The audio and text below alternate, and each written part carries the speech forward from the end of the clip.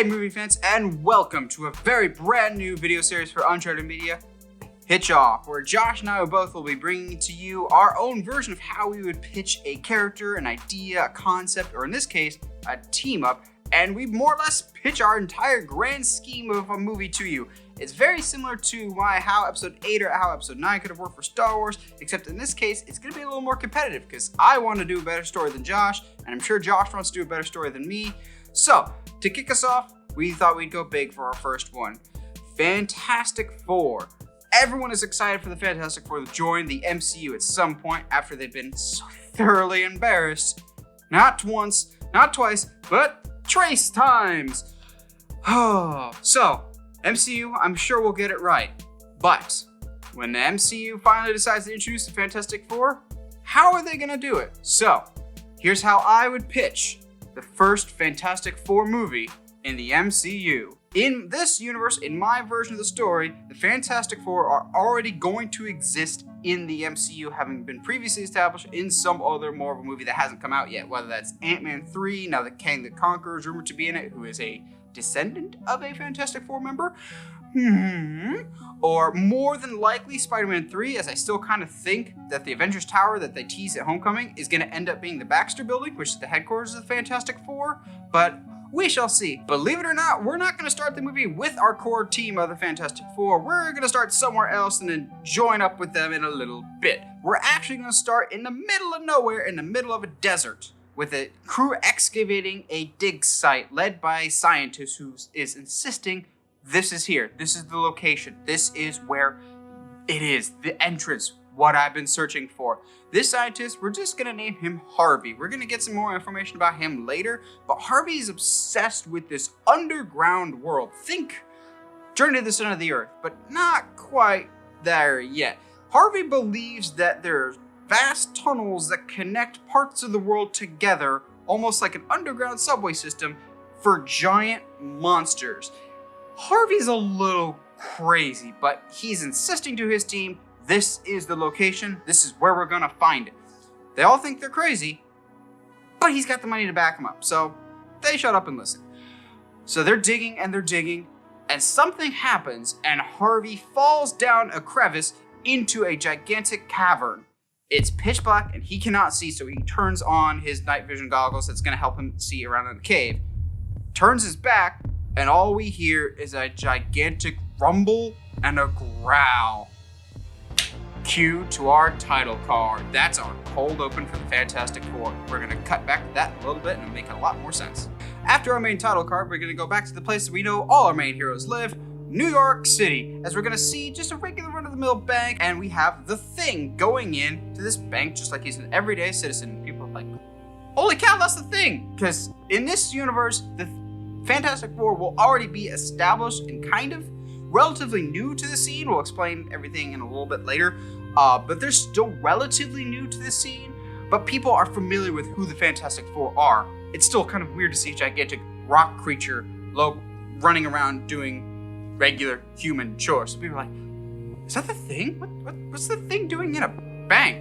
So the Thing just walks right up to the main vault and rips the door right off its hinges and starts taking all the money out of the vault. And I go, what? I thought the Fantastic Four were good guys. Thing looks at him with a big old smile on his face. I'm making a withdrawal here. As he says that, the other three members of the Fantastic Four come out and start helping Ben Grimm start stealing the money from the vault. And everyone's like, this ain't right. So someone tries to ring the silent alarm underneath the counter at the bank. And Mr. Fantastic just stretches out his ridiculously long stretching abilities, stops him and goes, let's not interrupt the fun. But the alarm still goes off anyway, and after this goes on for a little bit, we're still just going, this is not the Fantastic Four that we know and love. Something's not right here. And as they're finally collecting all their stuff to get into their getaway car, we hear a voice from the doorway go, I'm sorry, have you been helped? As we see, it's Johnny Storm and the rest of the Fantastic Four. Wait, there's two Fantastic Fours in this? What's going on? Spoiler alert, the people breaking into the bank are not actually the Fantastic Four, but Skrull imposters who are probably trying to besmirch the name of the Fantastic Four, if you will. because I want the Skrulls to be bad guys again. Captain Marvel kind of ruined a lot of interesting storytelling abilities, and I think eventually we will get the Skrulls as bad guys, but for now we can maybe say that they're like rogue Skrulls that are like doing their own thing. So Skrulls have some special, explain it away that some Skrull technology that's letting them impersonate the powers of the Fantastic Four while not actually having them. So it's easy enough to fool the people in the bank, but the Fantastic Four, of course, are not buying it. And here's where we can have our first like fun action set piece that shows off the true superpower capabilities of the Fantastic Four. Ben Grimm can fight his counterpart and easily beat him up because he's the real thing. Mr. Fantastic can do his thing, Invisible Woman can do her thing, Johnny Storm can do whatever Johnny wants to do in this situation. Granted, he's probably a little limited being in a confined space, but they eventually subdue all the enemies, having worked cohesively as a unit and still showing off some of their really fun powers and abilities. Maybe throw a one-liner or two in there to kind of make it feel like a fun family, but Marvel, I'll leave that up to your discretion. Then at the end of it, as they're rounding up all the Skrulls to be taken away to whatever prison we want to put them in, we can have maybe some less than subtle joke from the Fantastic Four going, yeah, we've heard about some imposters, but rest assured, there's only one Fantastic Four. And yes, I know it's a little obvious about a joke about the Fantastic Four being rebooted, but let me have this one, dang it. Then, since we're still relatively new to these characters, I want quite a few character moments so we get reason to care about these people when they start going into the dangerous action pieces. We need to start to care about them as individuals before we can care about them as a team. So after we've had this action piece, I want to slow things down and see what day-to-day life is like in the Baxter building, the building that they live. So we're going to have Reed work away in his lab, but maybe not as emotionally distant. We'll get to that point later on where he's kind of more cold and calculating, but for now he's still relatively normal, but he likes to toil away in the lab. Sue can work in various areas around the building, just maintaining, maybe helping Reed in the lab so she's not just like some housewife type of character and give her more urgency. And also another major change I want to do with this Fantastic Four is Ben and Johnny are going to be working on cars together in the Baxter building, but they're more buddy-buddy and less combative against each other. Think the relationship between Raphael and Casey Jones in the original Ninja Turtles as opposed to just square up, always butting at each other's heads. There's going to be that friendly rivalry, but I want them to be more friendly this time around, like brotherly. I'm really just sick to death of always at each other's throats, because they genuinely do care about each other, and I want this to feel like a family dynamic more than anything else. Back down in the lab, we see Reed is toiling away on some new machine. We'll check back on that in a little bit. But while he's working on that, Sue comes down and is like, come on, you've been working on that thing for weeks. Can't you just take like one night off? And Reed's like, you know me, I can't just half-effort something. If I'm gonna do something, I gotta finish it. It's just like, not even for one night, you can't take one night off. Just kind of pesters him, like tries to get him out of his comfort zone a little bit. He's like, fine, what do you want to do? We cut to a nice carnival. Maybe, just maybe, if we want to kind of keep it in the MCU continuity, maybe it could be that same pier that Spider-Man crashed the plane in Spider-Man Homecoming, if we want to be really, really sticking to continuity. So that night, we're going to have the four of them more or less go on a team bonding exercise and just hang out and have fun in a carnival. Give us more fun, energy, get to know these characters again before we have to stick them out in some big action set piece. While at this carnival, Ben, in modest disguise, but it's his typical like trench coat and hat type of thing, he sees a young woman being harassed by some drunk idiots. So he goes over and makes a save. Maybe we want to have him playfully rough up some of the bad guys. Maybe even have Johnny Storm kind of torch their tires that they can find out later, just as like a, hey, I got your back, Ben, type of tip of the cap thing. So Ben saves this young lady whose name is Alicia. Yes, the woman that he's gonna end up falling in love with. We gotta have them meet somehow. But also, we can use Alicia as a back door to get us to find out some of the Fantastic Four's origin. I don't want to show it on screen, because that's been played to death. But if they're gonna be in the MCU, we kind of have to know how they got their powers and how they came to be. So Alicia starts hitting it off with Ben. They start talking to each other. And again, if you've seen the other Fantastic Four movies, Alicia's blind, so she can't judge Ben for his physical appearance. So that's how they're able to make this bond and start connecting easily. They kind of are the world's outcast, more or less, so they have some commonality there. And Alicia wants to know more about Ben. She's heard about the thing, but she doesn't really... What is the Fantastic Four? Why should we care? And Yes, it's a surrogate for us as an audience going, why should we care about this Fantastic Four? So Ben kind of lays out the origin story, but we don't physically have to see it. It can just be a 30-second explanation real quick. Ben tells her Reed once called him for a super secret government mission that he needed Ben to pilot the ship for him. They were going to go out to outer space and collect some samples of some outer space stuff. Typical Fantastic Four schlock. They go, it's Ben piloting, Reed's there to collect samples, Sue's there to collect samples because we want to give her more brains this time around, and Johnny's, I don't know why Johnny's there, but it works in the story, so we're going to make it work in a movie. Just trust me on that one. So the four of them are totally fine. There's no cosmic rays or anything where they get their powers. They're just up there to collect samples for Reed.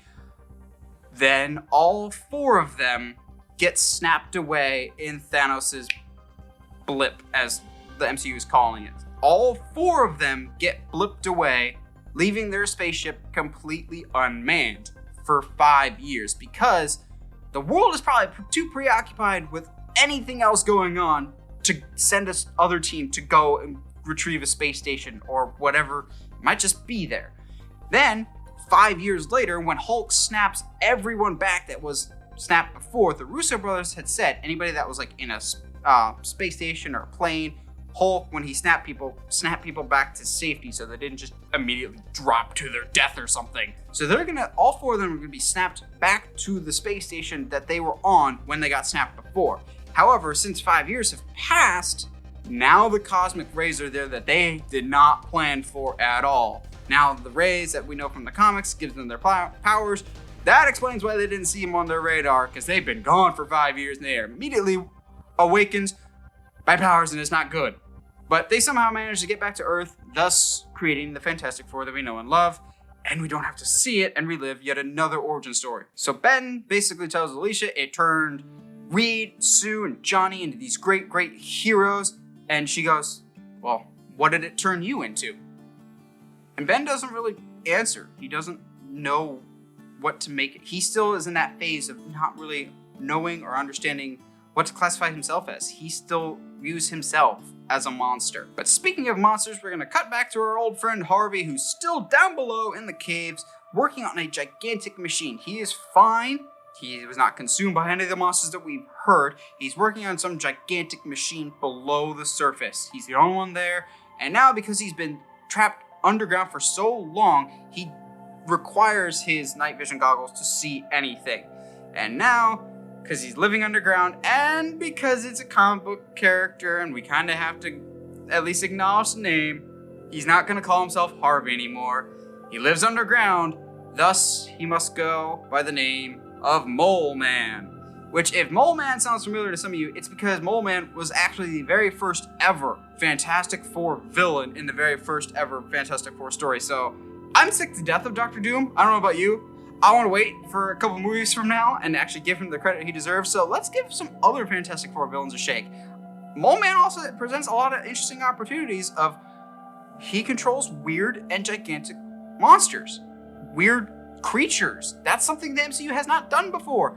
We've had some weird and outlandish things, but I want superheroes to fight gigantic monsters. That sounds super, super fun. So Mole Man is going to have some generic bad guy talk of like, you thought you were above me, now I'm beneath you, as I was before, but now I'll bring you down to my level, yada, yada, yada. Again, we hear the growl. This time, we hear more of the rumbling, and this time Mole Man looks over. Are you ready, my friend? So the next morning, that rumbling and rumbling continues, but not below the surface. Now it's at ground level of New York City, and it awakens our Fantastic Four team. Look out the window, and there's a gigantic kaiju-looking Godzilla thing. It's a gigantic monster that they're going, okay, that's new. Reed's trying to get a hold of the situation going, okay, we need to figure out what this thing is before we just run in and gun and basically try and fight this thing on our own. Johnny's going, screw that, I'm going in Leroy Jenkins style. Leroy Jenkins! He runs in, tries to basically take on this multiple story monster by himself because he's a literal and figurative hothead, and Reed and Sue just go, it's your brother. Yep, yeah, I know. And basically everyone has to clean up for Johnny being super over the top and trying to take everything by himself. We can have some more fun showcase of Fantastic Four's powers. Maybe have Mr. Fantastic stretch his arms like a whole barricade and block off the whole block and like usher people away, like get out of here, come on, come on. As Mr. Fantastic is moving his arms, he's calling to Sue, you and I will take care of crowd control. Ben, you take care of Johnny and make sure he doesn't do anything too stupid. So Mr. Fantastic's using his limbs and stretching every which way to more or less push people to safety, whereas Mrs. Fantastic, because very important detail this time, they're already married. We don't need to revisit the wedding. I want them to already be married in this continuity. So Mrs. Fantastic is using her force field abilities to more or less block debris from falling on people and try and guide that debris to a safe spot so it's not just dropping on people, trying to work in tandem with one another. Ben, of course, has to go take care of Johnny and make sure he's not doing anything too stupid. And because he's the only brute of the team, try and slow down physically the monster as best as he can. So at one point, maybe he like catches the monster's foot and probably gets stepped on. Maybe we can make a comedic moment of that. But after a while, the team starts getting the upper hand. They've gotten people to safety so they can focus all their efforts on the monster himself. After they get the upper hand a little bit, Johnny, of course, because it's Johnny, has to taunt the monster and decides to throw a fireball in the eyes of the monster.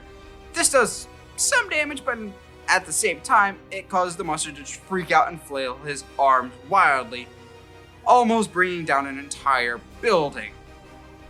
Yeah, good job, Johnny. Ben immediately rushes into said building that's crumbling down, where he sees a little girl who is absolutely terrified of Ben because she sees a giant monster outside.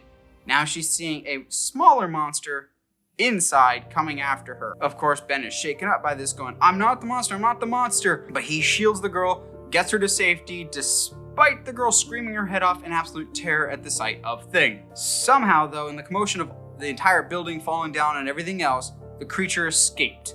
He escapes in this gigantic hole that he more or less burrows into the city, leaving a gigantic hole that needs to be explored maybe at a later time. Heading back home to the Baxter building with their tails between their legs, the Fantastic Four, however, discover that their building's been broken into.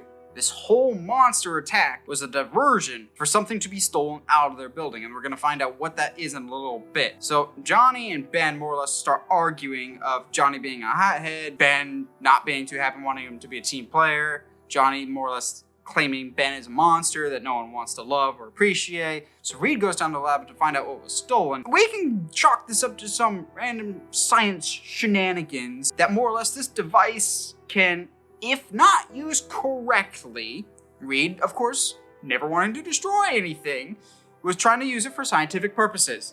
But if this machine is done wrong, it more or less can cause craters and sink city blocks. And Sue's like, why? Why would you do that? Well, I needed a solution for something, and no one would use it that way. This is how it's supposed to be used. And Sue's like, doesn't matter how it's supposed to be used. If it's used wrong, it's still a weapon. Because Reed at times has a little bit of Iron Man syndrome. Of a lot of his issues are stuff that he himself creates. So they check the security tape, and sure enough, it's Mole Man / Harvey that stole this technology. And Reed's going, I thought he was dead. Reed and Mole Man used to be colleagues, and Reed explains a little bit about Mole Man's backstory, going, so his name is Harvey Elder. He had all these crazy crackpot ideas about gigantic monsters that lived at the center of the earth, and they had their own Jurassic Park type island in the middle of nowhere that no one's ever discovered, and there's all these tunnels that interlock different parts of the world that are all connected by underground tunnel systems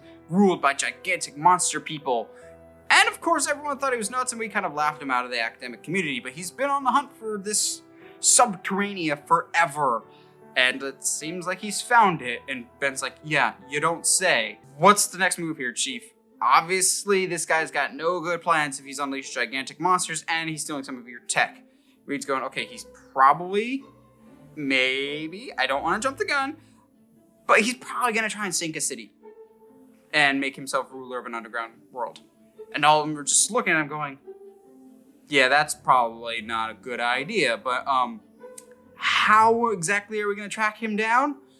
Reed quickly does some science, business, and he's like, okay, if he uses this machine or starts to turn it on, it's going to require a lot of power. We can check any power surges that come up. So that naturally triggers an island in the middle of nowhere, Monster Island. That's where we're going to spend the latter half of our movie and get real weird and have a lot of fun stuff. So Johnny's going, okay, I'm the only one that can fly, and Monster Island is like thousands of miles away. Even if all 4 of us could somehow fly, even for me, it's a little too far. How are we gonna get there? Weed finally cracks a little bit of a smile and go, told you, there's been a project that I've been working on for weeks that we saw a little bit earlier. The Fantasticar.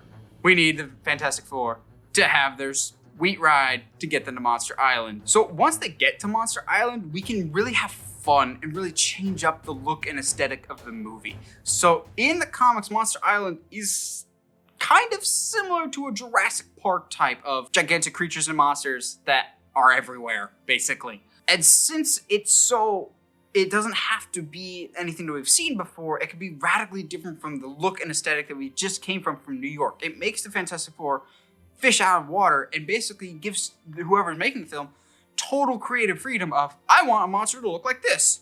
Cool, you can do that. I want monsters that look like this and this and this. Do it.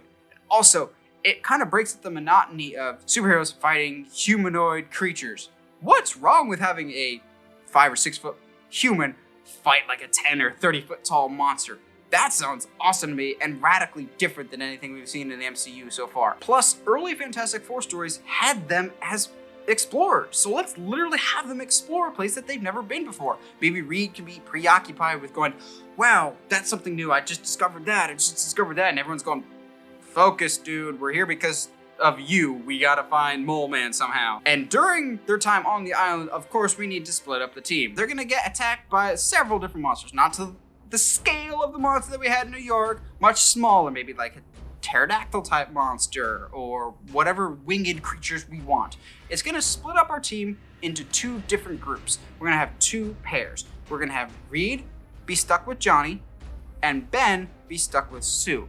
This is gonna give us more time to focus on the individuals. After we've had 2 major action pieces back to back, we kind of need to slow it back down and get some more character moments before we start ramping up the action again in the finale. Johnny and Reed are gonna be talking back and forth because they're such different personalities that Reed initially is mad at Johnny for going, basically, what was it back there in New York that made you get all hot-tempered? We had the monster beat, whatever else. And then Johnny can be all mad at Reed going, well, he stole your device, whatever, they're butting heads, whatever else. Then after a while, there can be some form of reconciliation of Reed's just like, I just can't help myself sometimes. I just always need to know things. Even if it hurts, I just need to know. Johnny's go, okay, I'm sorry too. I just feel hot-headed at times because since I'm the youngest one here, I feel like you guys already have your stuff together and you've justified why you're here as heroes. And like, you're so good to my sister. I want to be better, but I still want to be me. If that makes sense. And we're going, you don't have to worry about that, dude. Your sister and I are already really, really proud of you. And we want you to be who you are, but kind of listen to us from now on. From time to time, at least. It's like, all right, that I can do. Just don't tell Ben, okay? As we cut over to what Ben and Sue are doing. Ben, likewise, is having a crisis of faith, telling Sue more or less his encounter with the little girl, going, yeah, she was absolutely terrified of me. And Sue's going, you still kind of coming to grips with it? He's like, yeah, you guys got off scot-free. You can turn your powers off. I am this 100% of the time. It's just not fair. Maybe here, where all the monsters are, is kind of where I belong. And Sue stops and goes, no, where you belong is with us. You were family before, you're family now. Yes, it's a little sappy, but Fantastic Four is about family, so we need to reinforce that. And maybe if we want to, we can have some nice pair fighting of Reed and Johnny can fight whatever monster comes their way, and Sue and Ben can do some fighting of their own. But once that's taken care of, despite the fact that they're on 2 separate parts of the island, they're gonna find a volcano in the middle and go, yeah, sketchy volcano in the middle of a deserted island. That's probably a red flag. So both teams start to make their way to that volcano to meet up at the end, because as we're gonna find out, that volcano is the entrance to the center of the earth where Mole Man has his lair. Dun dun dun. So one team is obviously gonna get there before anybody else, and we're gonna make that Reed and Johnny, because this time Reed's gonna be a little more hot-headed and try and go right after Mole Man. But Mole Man's a little protected by his subterranean creatures. So the two of them have to fight for a while when all of a sudden they hear but don't see the voice of Ben Grimm. Hey, leave my bud alone. Then all of a sudden he just appears as he was being kept invisible by the invisible woman who's off to the side. Clears house real quick, and then we get all four of them for the first time in a while fighting together in unison as a cohesive team, working off of each other, using their fun abilities, but more importantly, being a team and a family dynamic, and not just having one player be the all-star of the group. But just as they're getting a hang of fighting the little creatures, guess who makes a comeback but the gigantic monster from the New York attack? Call it more or less Mole Man's bodyguard if we want to. As Mole Man's getting ready to fire up his machine, that's gonna cause a whole bunch of damage. So they're gonna get their butts kicked for a little bit again due to this monster, and Reed has them all huddled up, kind of like a football game, and just go, okay, we need a new game plan. What's our play here? They huddle up for a little bit. That could work, because we got close last time. Let's try this again. So here we're gonna have them all highlight their own special abilities to finally knock this creature down to size. So we're gonna have Sue get invisible, but also use her force field abilities behind the feet of the creature, kind of doing that like tabletop thing that everyone did in junior high because they're horrible and pushed you over and you fall, whatever. Johnny is gonna do his fireball trick that he did in New York, except this time they're prepared for it because there's no buildings for him to swing at. So Johnny blinds him momentarily with the fireballs, while Reed is going to turn himself into a human slingshot and slingshot Ben Grimm into the air while we get the classic "It's clobbering time" as Ben delivers a haymaker to an off-balance monster, knocking him off his feet and taking him out of the game for a while. Maybe if we want, we can get a cool hero shot like the first Avengers movie, maybe like Pan, except instead of the Avengers, it's our four core members of the Fantastic Four. And Mole Man's going, crap, you done goofed, Aaron. They dispose of Mole Man and his machine really quickly, and maybe we can find some happy ending with Ben maybe going on another date with Alicia, and maybe has a little better experience with the small child this time around. A little more straightforward, a little more out there, a little weirder, but Fantastic Four at its core is weird. What Marvel movie is it without at least some end credits? Our first mid-credit scene will be Reed once again working away in the lab, just tinkering on stuff, working on stuff. Sue comes down and goes, okay, time for bed. You've been at this for hours, time to come to bed. And Reed's like, okay, a few more minutes, then I'll be up. Okay, I promise. And Sue's like, all right, whatever. As she's leaving, Reed's like kind of like checking, okay, is she gone? Is she gone? After he makes sure that Sue has left, he enters a code on the computer that he's working at, revealing a secret panel to a completely new secret facility in his lab. At the end of the hallway is a gigantic door. We don't say what it is, but it's teased enough that that's the door to the negative zone, which we'll explore in the next movie, and he's keeping that massive secret from the rest of his family. Now for the actual end credits, we're gonna go back to a different laboratory with extreme close-ups of robotic armor, like really, really extreme close-ups of just like stitching the arms, the legs, everything else. Maybe some like automated computer voice in the background talking for a little bit. Extreme close-ups of the armor. We can't really tell what it is. We slowly zoom out to get a full shot of the suit of armor as the computer voice goes, digitally optimized operations matrix complete. We slowly zoom out. It's not one robot. It is hundreds and hundreds of digitally optimized operations matrix, also known as Doom bots. I said no Dr. Doom. He'll come later. Well, that's my pitch for how I would do a Fantastic Four movie in the MCU. What'd you guys think? You like my story better? You like Josh's story better? If you haven't already, make sure you check out Josh's version of how he would pitch a Fantastic Four movie. Let us know who you think is the better story, and we'll be doing more of these in the future. So look forward to doing this for you guys, and as always, stay sharp, movie guys and gals.